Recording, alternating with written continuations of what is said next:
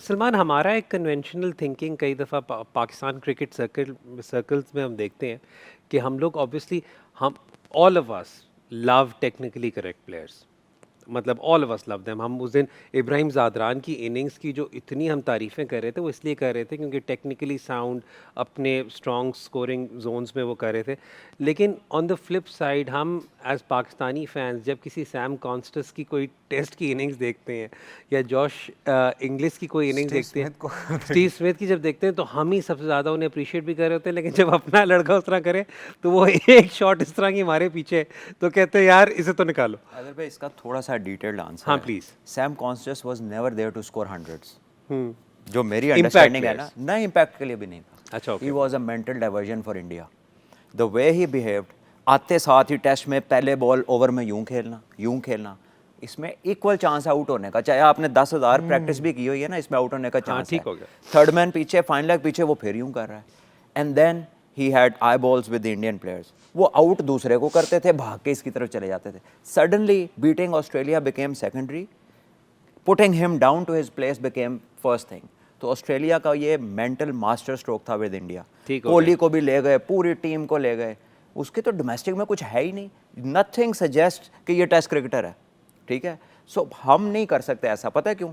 क्योंकि कोई सिलेक्टर की जरूरत ही नहीं होगी कि वो किसी ऐसे बंदे के साथ इनोवेट करे, इस अपने आइडिया को बता ही नहीं सकता, कम्युनिकेट ही नहीं कर सकता किसी के साथ। अब जॉश इंग्लिश पे चले आ जाते हैं ना, क्योंकि जो उनकी 100 थी, जो दो हमने कंपैरिजन किए थे 100 पे, उसमें ये था कि इब्राहिम ज़ादरान टेक्निकली बहुत वो, और बाकी दूसरी जगह आपने देखा था कि English actually came up with all these, let's just call them modern white ball strokes. But हम इस तरह की चीज़ें इंकरेज नहीं करते। आई थिंक हमारे इधर सिर्फ वो हारिस प्रॉबली को थोड़ा बहुत। मेरी ना ये भी जैक फ्रेजर मैकगर्क है टीम के साथ, इसका जो कोच है मेलबर्न में, there is two big academies, he belongs to one of them. जी जी।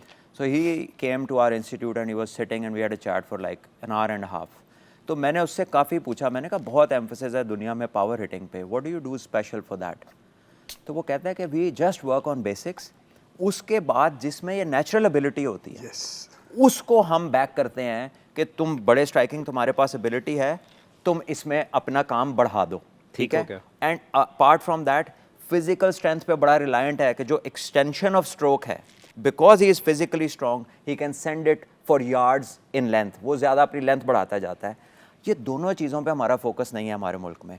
आपके अभी तक 70-75% कोच पता है कौन से हैं? वो जिम ना जाएं, स्टिफ हो जाएगा, तेरा है हो जाएगा, तेरा है। वो भाई ये करने के तरीके हैं। आपका कार्डियो इतना है, आपकी क्रिकेट इतनी है कि आप हैवी लिफ्टिंग भी कर लें, आपकी बॉडी बॉडी बिल्डर की तरह नहीं बन सकती, because you are going to sweat for 2-3 hours every day. Bowler ने बॉलिंग करनी है, बैट्समैन ने बैटिंग करनी है, फील्डिंग करनी है, वैसे दौड़े लगानी है, शटलें लगनी है। वो जो बल्क अप लोग होते हैं ना, वो ट्रेनिंग के बाद रेस्ट करते हैं, खाते पीते हैं और रेस्ट करते हैं, और रेस्ट में मसल ज़्यादा बनते हैं।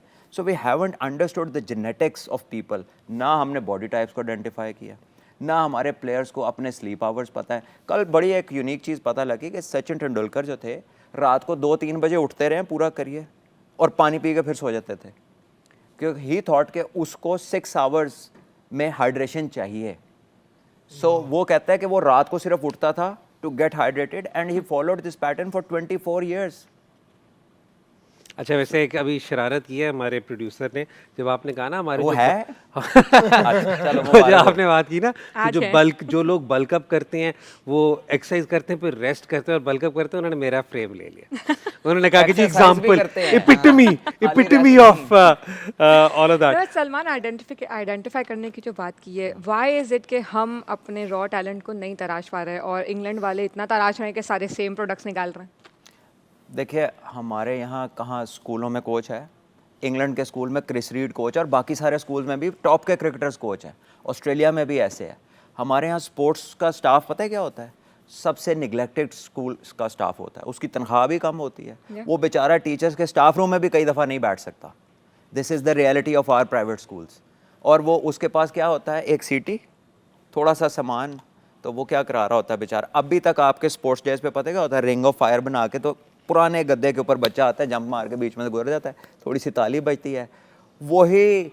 अच्छा, एक स्कूल के मैं स्पोर्ट्स डे पे गया, उन्होंने 40 मीटर का वो लगाया हुआ है, 40 मीटर का भी उसी में, 100 मीटर नाम भी उसका और 200 नाम भी उसका, उसी के ऊपर सारी रेस लगी जा रही है।